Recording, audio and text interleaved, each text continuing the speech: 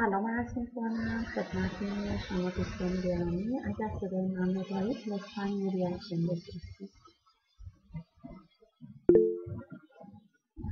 متشکرم. یکی دو دقیقه دیگه صبر می‌کنیم اگر از دوستان کسی دیگه میخواد وارد بشه بیاد تا بعد کلاس شروع. ممنون از شما.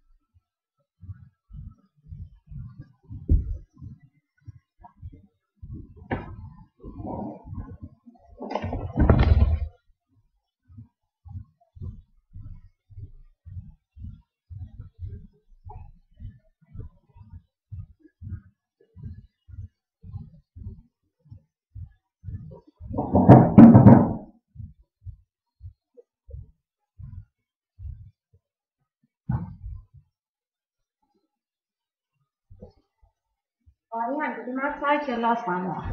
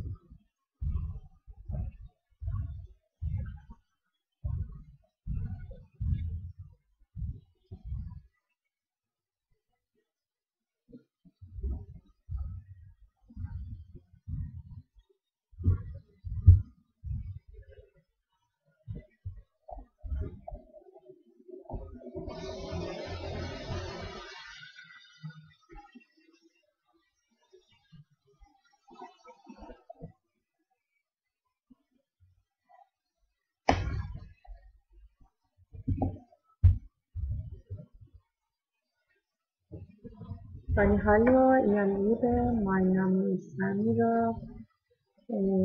Als Stiefel-Auswahl bin ich deutsche Lehrerin. Heute haben wir adjektiv Definition. Am ersten bringe ich Ihnen die Grammatik der deutschen Sprache bei. Danach machen wir viele Aufgaben. Außerdem am Ende, wenn Sie Fragen stellen würden, bin ich ganz ohr. سمیرا رفیع‌زاده هستم، استاد آلمانی سطح آسوبال. امروز گرامر در واقع سطح صفت رو داریم که مطمئنا همتون باهاش آشنایی دارید و دوباره اینجا یه مروری با هم دیگه انجام میدیم. من این گرامر رو توضیح میدم. یه چند تا تمرینم آوردم که از شما خواهش میکنم در حلش کمک کنید و با هم اونها رو حل کنید و در نهایت اگر سوالی داشتید من پاسخگو هستم. و لطفاً در ابتدا میخوام که سطح آلمانیتون رو توی چت باکس بنویسید لطفاً.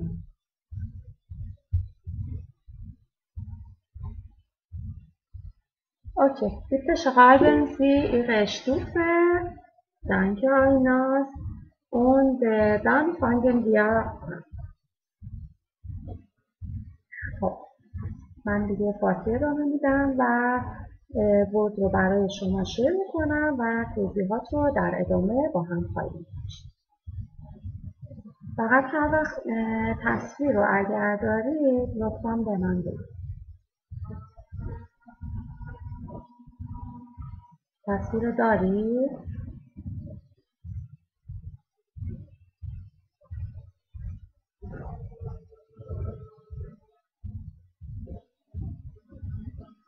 دوستان شیر اسکرین من رو دارید؟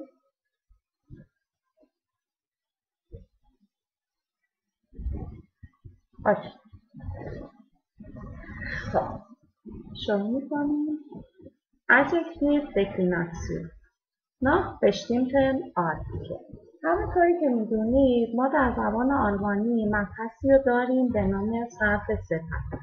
در واقع چه زمانهایی ما باید صفت رو صرف کنیم؟ زمانی که ما صفت رو قبل از اسم قرار بدیم باید صفت بهش یه اندون اضافه بشه. اما صفت‌هایی که بعد از اسم قرار میگیرن دیگه شما مجاز نیستید اونها رو صرف کنید. و برای صرف صفت اومدن 3 تا دسته‌بندی رو انجام دادن. صرف صفت در حالتی که اسم ما با آرتیکل میاد، آرتیکل مشخص میاد. صرف صفت در حالتی که اسم ما با آرتیکل نامشخص میاد و زمانی که ما خیلی کلی صحبت میکنیم و اسممون رو بدون آرتیکل میاریم. پس در ادامه هر کدوم از اینها رو توضیح میدیم.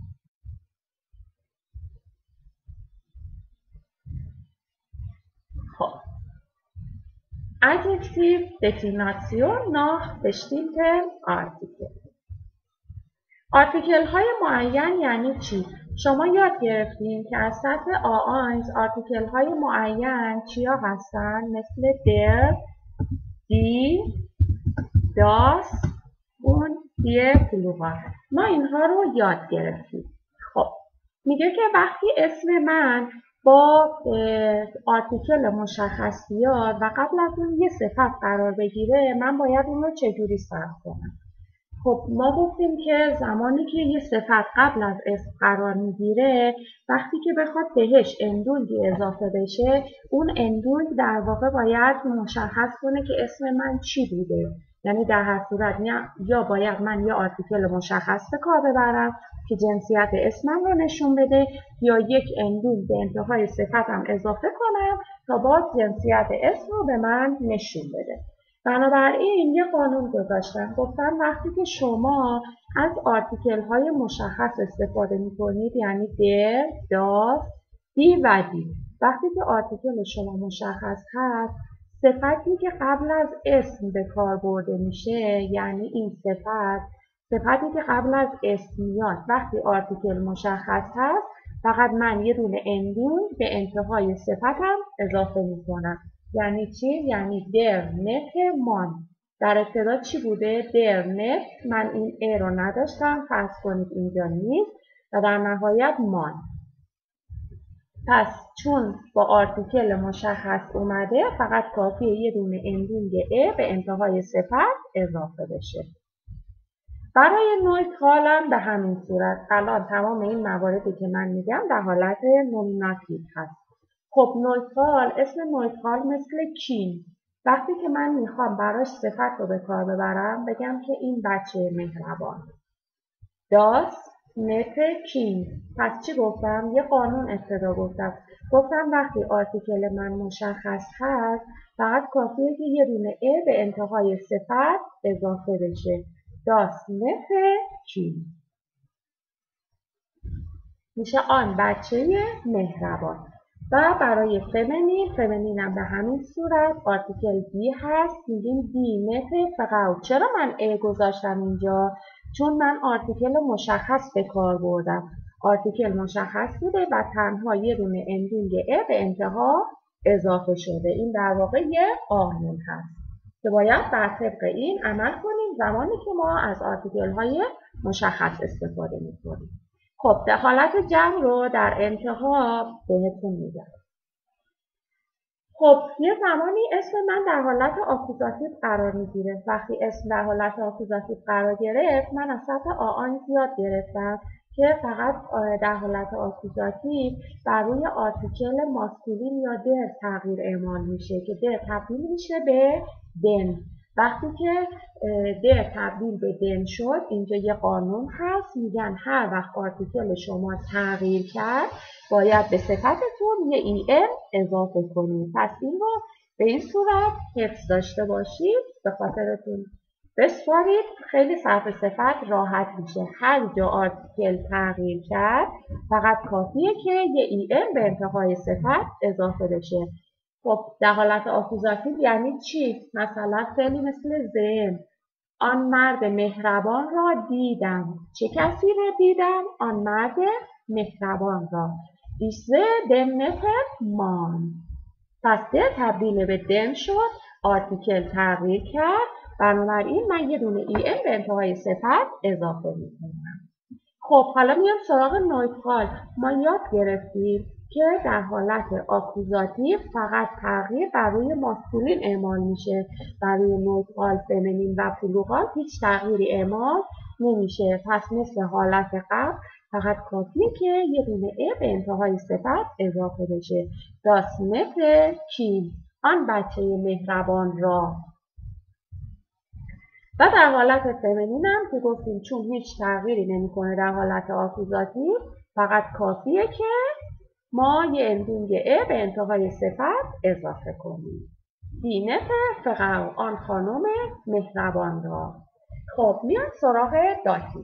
داتیو یاد گرفتیم که هر 4 تا آرتیکل در واقع ماسکولین، نویترال، فمینین و پلورال در حالت داتیو آرتیکل اونها تغییر میکنه. خب فعلا من الان پلورال رو کاری ندارم، این 3 تا رو میگم. در حالت ماسکولین من یاد گرفتم که در تبدیل میشه به دم. میبینید من اینجا تغییر آرتیکل دارم. اینجا یه قاعده گفتم هر جا تغییر آرتیکل بود من باید یه EN به انتهای صفت هم اضافه کنم. پس اینجا میشه دم نتن مان، به آن آقای مهربان. مثلا به آن آقای مهربان کمک کردم. Ich helfe dem netten Mann. خب نویترالم من تغییر دارم. داس تبدیل میشه به دم. بنابراین من تغییر آرتیکل دارم. وقتی تغییر آرتیکل دارم پس چی میشه؟ یه دونه EN به انتهای صفت من اضافه میشه. بنابراین میشه دم نتن کین، یعنی به آن کودک مهربان. و در حالت فمینین در نتن فراو. خب در تبدیل به دی شده.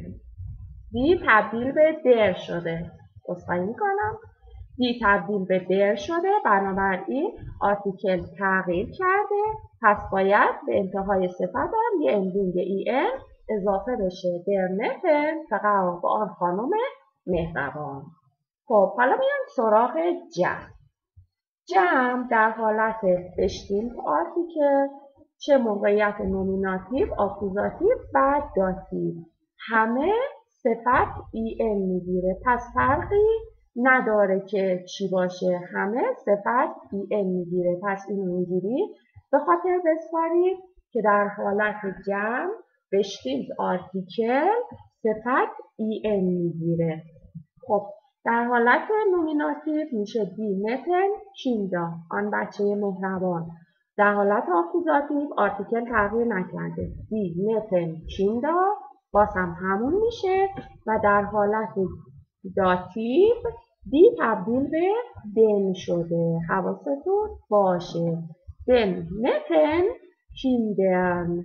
و اینجا یه ان اضافه میگیره که اسامی جمع در حالت داتیو اگر خود اسم ان در انتهاش نباشه شما باید حتما یه دونه ان به انتهای اون اضافه کنید، به آن بچه های مهربان. پس اسم جمع در حالت بشتیلت آرتیکل همه صفت‌ها در حالت آکوزاتیو، نومیناتیو و داتیو EN به انتهاشون اضافه میشه. و اسم جمع داتیو هم که یه دونه ان در انتهای اون قرار میگیره. Also, solch, jetzt, all, dies und welch. اینها هم دقیقاً مثل بشتیلت آرتیکل ها عمل میکنن. یعنی من هر جا اینها رو دیدم مثل بشتیلت آرتیکل برای من عمل میکنه و دقیقاً همون قوانینی که توی صرف صفت برای بشتیلت آرتیکل داشتم اینجا باید اعمال کنم. فرض کنید که این زولش میشه یه دونه دیه، حالا ابتدای آرتیکل اینجوری برای خودتون در نظر بگیریم. و در نهایت هر اندونگی که اون آرتیکل میگیره به انتهای اینها هم اضافه میشه. مثلا چی؟ بای زولشم لاوتن راش. بای من همیشه بعدش داتیو دارم دیگه، درسته؟ اینجا داتیو من چی گفتم؟ در بای زولشم لاوتن راش. در تبدیل به دم یا داس تبدیل به دم میشه. یا اینجا bei jedem guten Wetter. در همچین هوای خوبی. حالا اینجوری بخوایم معنی کنیم.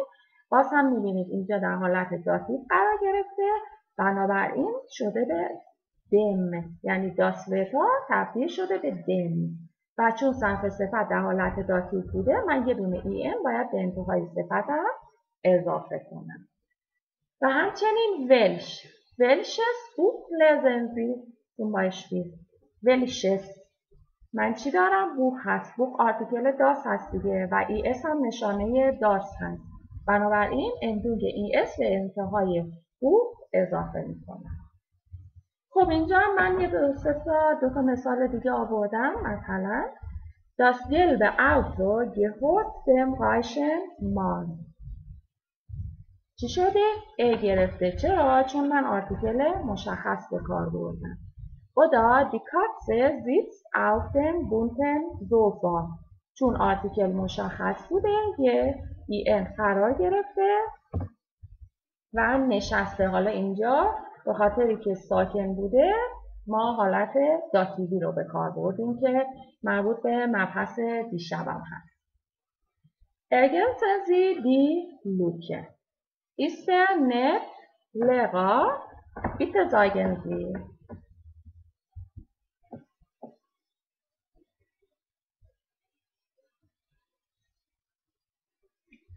Wer möchte sagen? Bist du bereit? Einaz, bitte.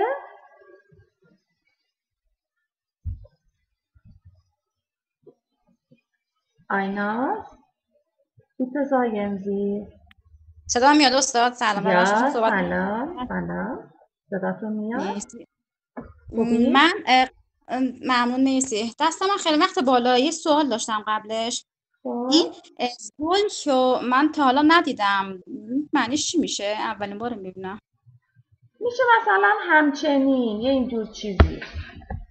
آها. میگه در مثلا حالا چنین صدای بلندی. زولش، ید، آل، دیز و ولش. اینها دقیقا مثل بشتیند آرتیکل ها هستن. یعنی اینا شما هر جا دیدید فکر کن یه آرتیکل هست. یعنی باید اینجوری در نظرش بگیری. میشه چنین، همچنین، حالا در فارسی ما میگیم. ممنون. خواهش می‌کنم. خب. Ist der nette Lehrer? Ja. Sind Sie خب چیز نداره اون آرتیکل میشه kluger. نه دی. حالا آرتیکلشو میذارم. از قلم افتاده توی تاریخ. اینم لویت هست. جمع لویت میشه ان میگیره دیگه. klugen. یا دانکه. یکی دیگه هم بگین. اون داتا هم یکی دیگه از دوستاتون بگین. Der kurze Hemd. Ja.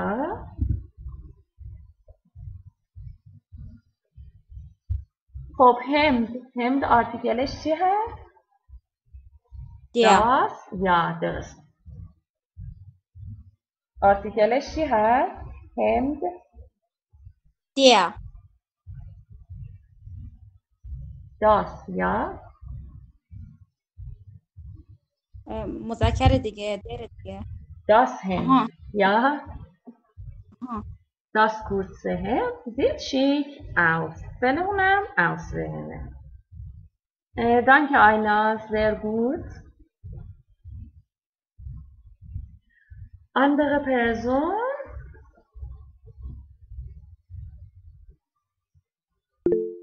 Herr Mohsen, Herr Hassan. Sagen Sie bitte.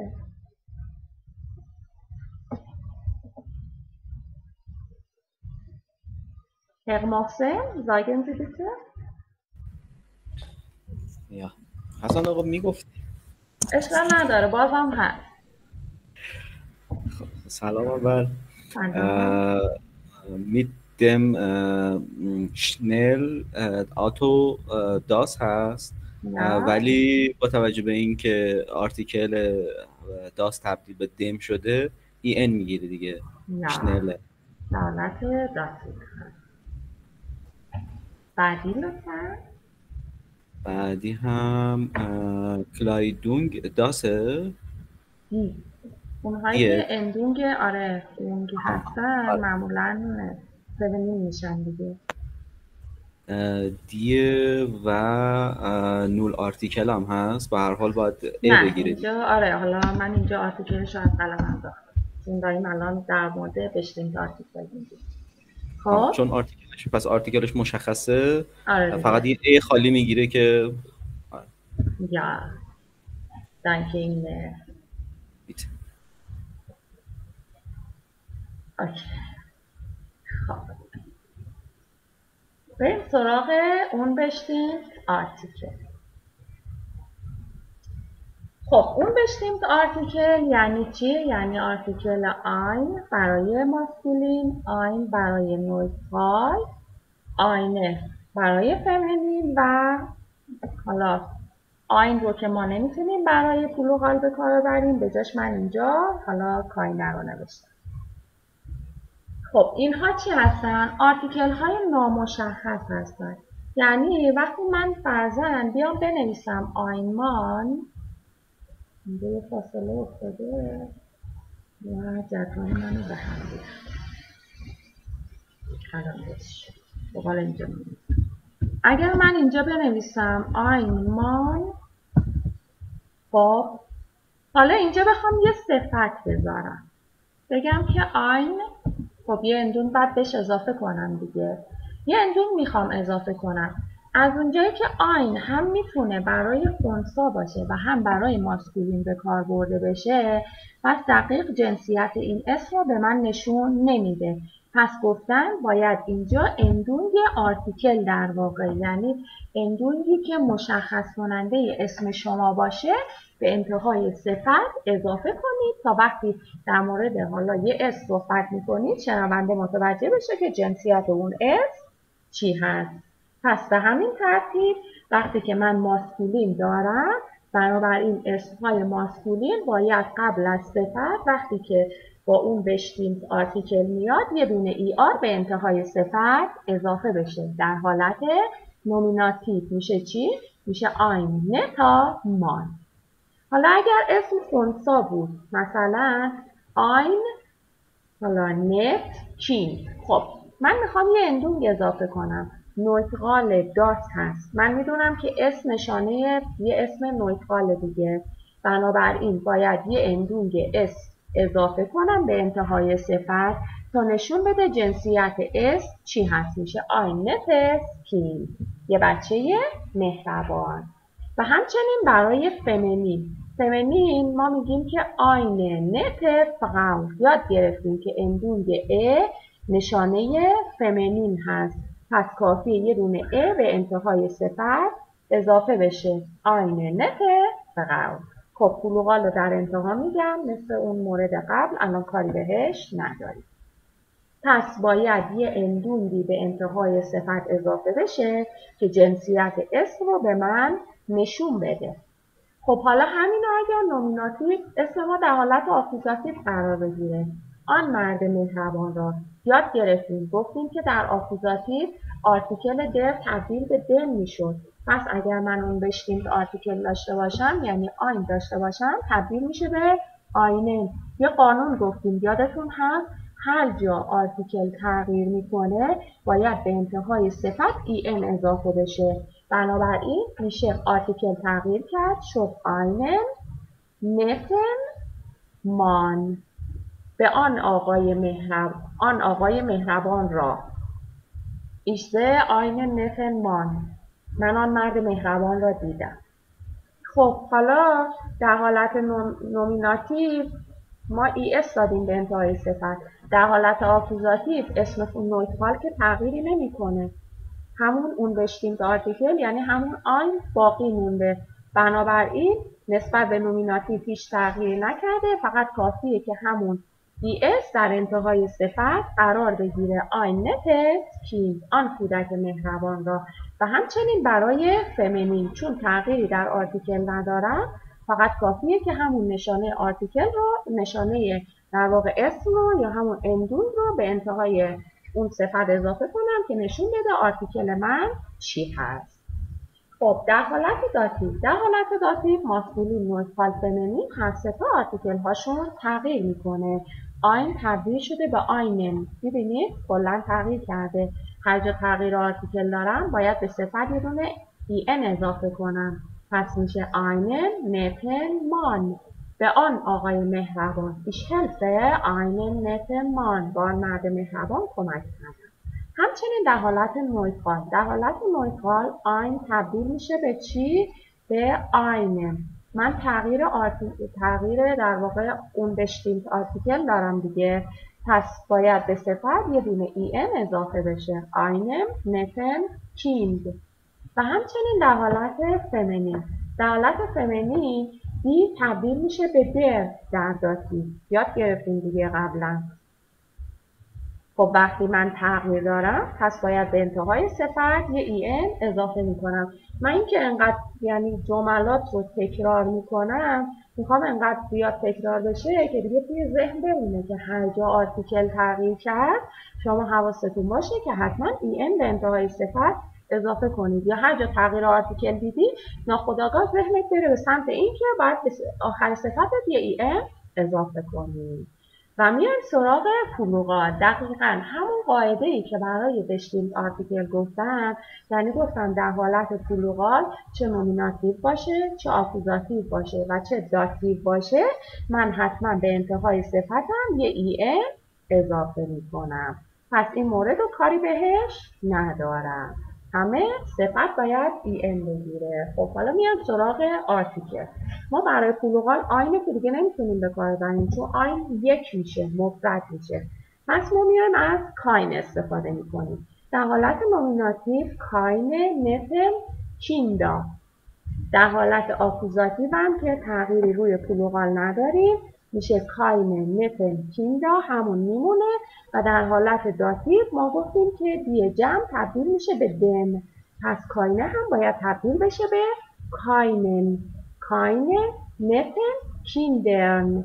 من یاد گرفتم اسم جمع داتیو حتما باید یه ان به انتهای اون اضافه بشه. پس میشه کاینن نتن کیندرن. این هم از صرف صفت در حالت اون بشتیم. Also possessive article اون کاینه. possessive article مثل چی؟ mine، dein، sein یا unser، اویا و یا. بنابراین شما هر جا آرتیکل های ملکی رو دیدید، ضمایر ملکی یا همون آرتیکل های ملکی رو دیدید، بدونید که دقیقاً مثل اون بشتیمت آرتیکل ها عمل میکنن. میبینید یه دونه آین تو دل خودش داره. اینجا میبینید یه دونه آین داره. اینو بذارید یه نشونه. بگید اینها دقیقاً مثل اون بشتیمت آرتیکل ها عمل میکنن. یعنی چی؟ یعنی وقتی که قبل از یه اسم بخوام من به کار ببرم باید اندینگ اون آرتیکل اسم به انتهای صفت من اضافه بشه. یعنی چی؟ میگه ماین نویس آوتو اشتیت این در گاراژه. اتومبیل جدید من قرار داره توی گاراژ. پس چون داس بود و من از ضمیر ملکی استفاده کردم گفتم مثل اون بشتیمت آرتیکل عمل میکنه. پس کافیه یه دونه اس به انتهای صفت اضافه کنم. Oder sie spielt mit seinen schönen Kindern. mit آوردم. داتیو شده. اسم من در موقعیت داتیو قرار گرفته. کیندر جمع دیگه. خب چرا ان آوردم؟ گفتم صفت در حالت اسم جمع چه نومیناتیو باشه، آکوزاتیو باشه یا داتیو باشه همشون صفت یه دونه ان به انتهاشون اضافه میشه. دی تبدیل به دن میشه. پس اینجا هم زاین، ببخشید اینجا باید ار باشه.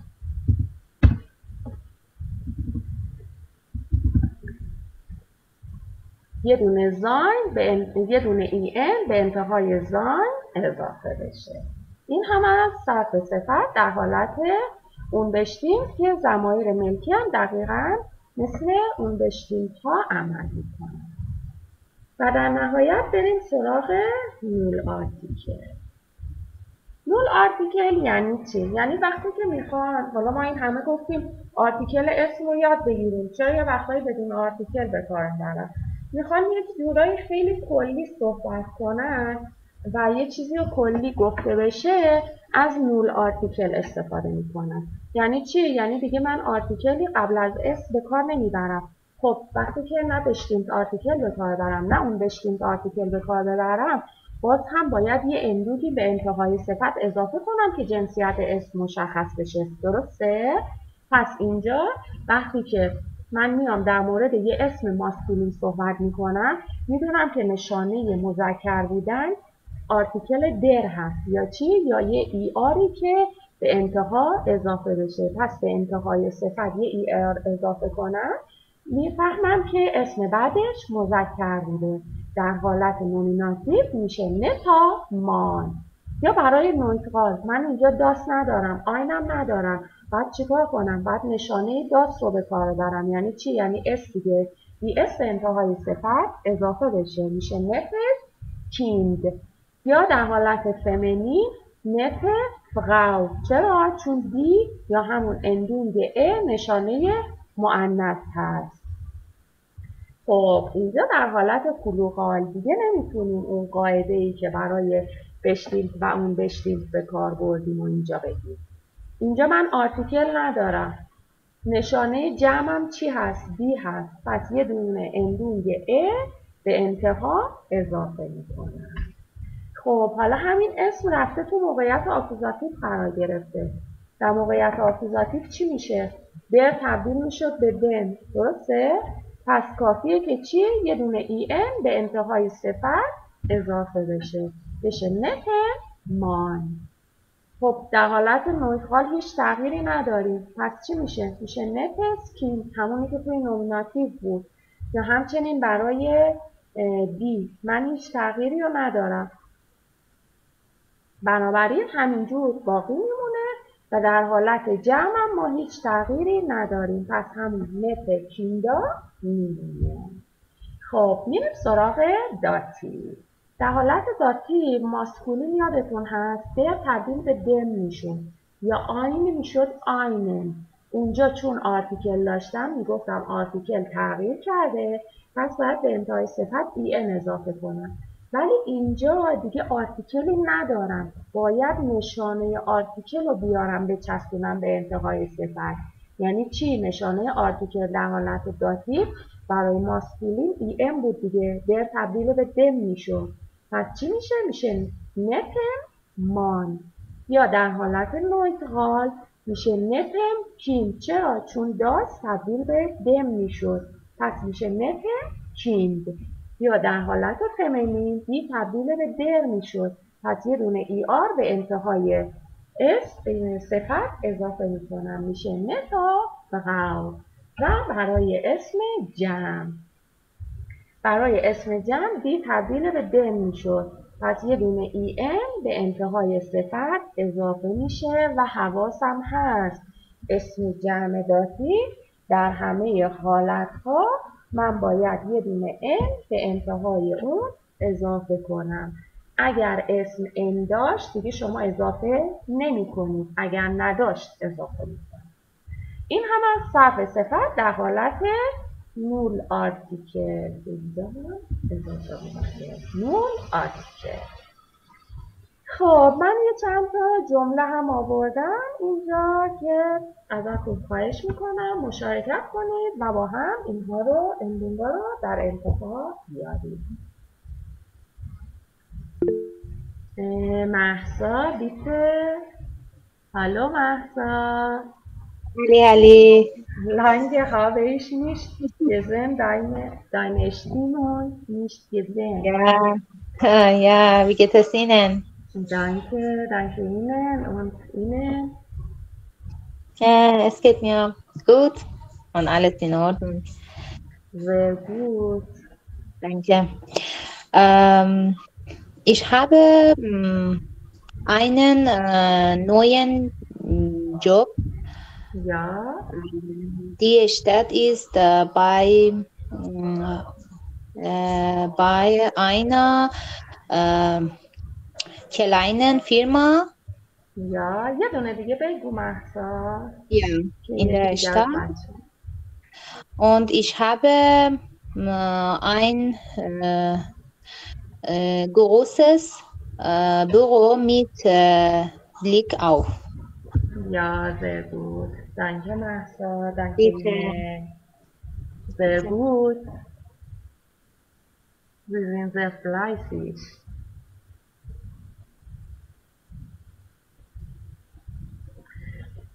Andere Leute, bitte sagen Sie,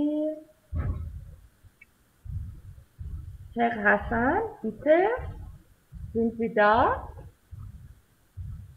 Oder Frau Rusfosch?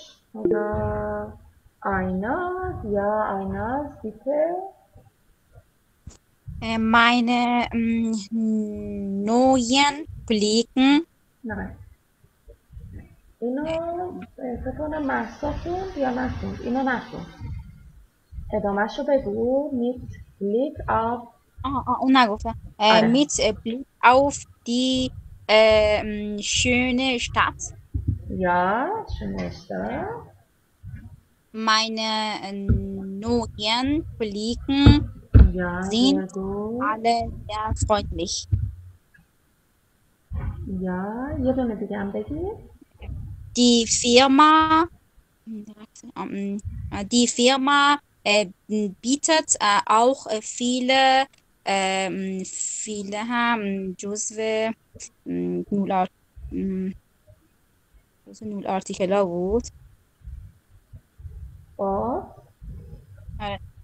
Viele kleine Sachen. Ja. viele حواستون باشه که اگر بعدش اسم غیر قابل شمارش باشه، حالا مثل سایت در آلمانی ساعت، صرف نمیشه. ولی وقتی بعدش اسامی قابل شمارش باشه صرف میشه. اینو حواستون باشه.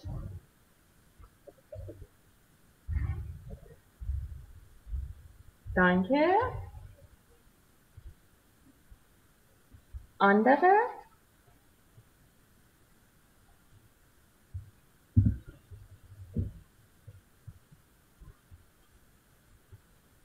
Andere Person? Bitte sagen Sie einer.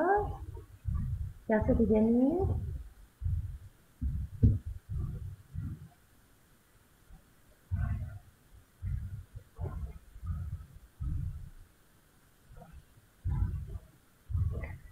Ausgenommen Einaz und Mahsa. Mariam, bitte. Hallo Mariam. Hallo. Hallo. Hallo. Wie geht es Ihnen? Danke, gut. Und Ihnen? Ja, geht es gut, danke. Sehr gut. Bitte sagen Sie.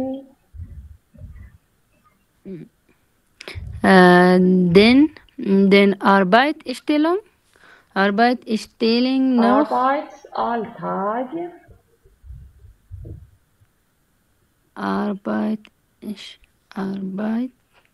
Alltag. Hopp. Noch angenehmer. Ja,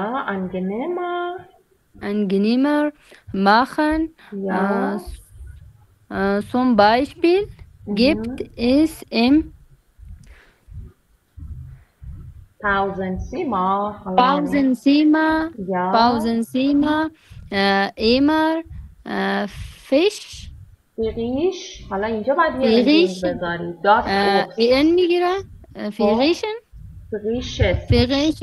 Frisches Obst. Obst und lecker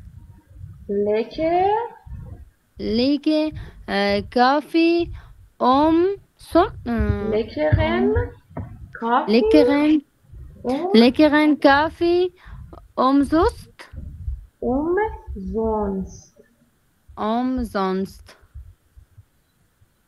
Umsonst bedeutet frei. رای رایگان رایگان. یا bedeutet frei. اون آخری هم بخون دیگه تمامش. Ich bin erst seit 2 Wochen hier, Ja, aber bis jetzt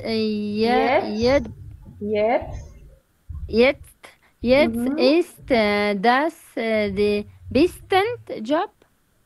Der beste Job. چرا ای گرفته؟ چون قبلش یا آرتیکل مشخص آرتیکل داره خودش. یا آرتیکل مشخص داشت. یا دانک. بیته. خب اینم از مبحث شیرین صرف صفت که اگر یادش بگیریم خیلی میتونیم زیاد ازش استفاده کنیم و مبحث سختی هم نیست. البته حالا یه سری چیزای دیگه هم هست که مثلا شما یه سری حالا اگر که در انتهای صفتتون ا باشه حواستون باشه برای ثبت کردنش حالا ا اضافه نذارید یا فرضاً صفت شما مثل دونکل به ای ال ختم میشه بعد بخواید اندینگ مثلا ای آ رو بذارید ای که قبل از ال قرار گرفته دیگه حذف میشه. یه سری نکات هم دیگه باید حواستون باشه یا مثلا تو وقتی که میخواد صرف بشه ای آر به انتهاش اضافه بشه اون سی قبلش برداشته میشه یا تویقا مثلا صفت هایی که ای آر در انتهاشون باشن و اگر که یه دونه حرف صدادارم قبلش باشه مثل تویا وقتی که میخواد صرف بشه اون ا قبل از آر حذف میشه مثل اونهایی که مثلا مثل دونکل که گفتم ا حذف میشه. اینها هم یه سری حالا نکات ظریفی هست که وقتی تمرین زیاد حل کنید میبینید و دیگه خود به خود دستتون میاد که باید کجا حالا چی حذف کنید یا نیازی نیست. و همچنین صفت‌هایی هم که به آ ختم میشن مثل مثلا روزا، لیلا اینها اصلا صرف نمیشن. این هم از مبحث صرف صفت. مریم بیته؟ استاد ببخشید در این ترم هم از کتاب گراماتیک درس میتین؟ این ترم هم نه آدو منشن هست. آدوی منشن هست؟ بله. درست. تشکر استاد. خواهش میکنم. تشکر از وقتی که میگذارین بر ما. خواهش میکنم. سپاس از شما. نکته آخر یه بار دیگه میگین چرا صرف نمیشدن؟ روزا و آره اونها چون انتهاشون به آ صرف میشه یعنی ختم میشه خب خوندنش سخت میشه دیگه. یه حرف صداداره در انتها قرار گرفته. قانونش اینه که مثلا شما قوزا حالا قوزا اوتو مثلا قوزا اس اوتو نمیشه دیگه درسته؟ تحت هر شرایطی پس آره. توی هر حالتی قرار بگیرن صرف نمیشه. دقیقاً تحت هیچ شرایطی اونهایی که در انتهاشون آ هست مثل حالا قوزا لیلا حالا چیز دیگه الان تو ذهنم نیست اینها اصلا صرف نمیشن. و اونهایی هم که به ای ال ختم میشن مثل زنزیبل دونکل حالا بذارید این یه لحظه من بنویسمش بیان انتها زنزیبل حساس درسته یا دونکل تیره اینها هم مثلا وقتی که شما میخواید ای آر به انتهاش اضافه کنید میشه زن زی لا مثلا برم نگذاشت زن زی بلا مثلا دیگه اون ا قرار نمیگیره یا ای اس بخواد بیاد مثلا اینجا ای اس میشینه زنزیبلس اینجوری گفته میشه زنزیبلس دیگه گفته نمیشه. این قانون جاش عوض میشه. آره، یا این دونکل مثلا کلا حذف میشه دونکلا. اینم حواستون باشه. یا مثلا مثل تویا،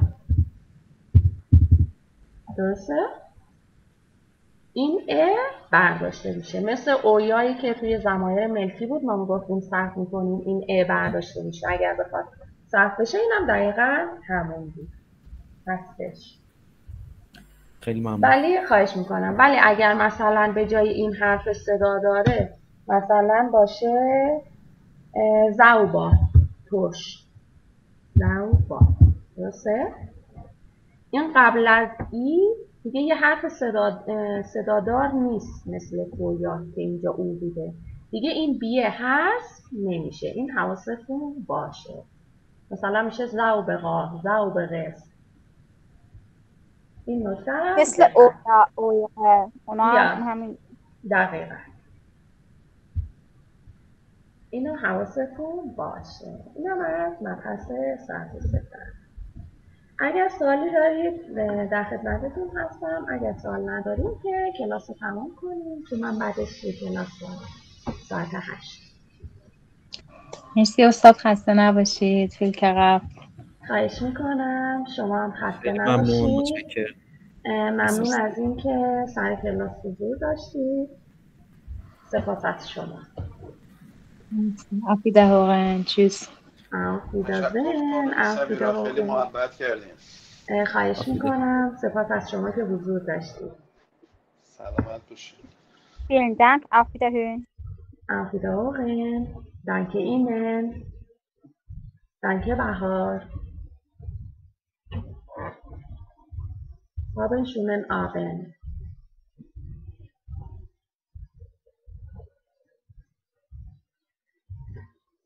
Danke مریم جان. با اجازهتون من کلاس رو میبندم. خدا نگهدار همه.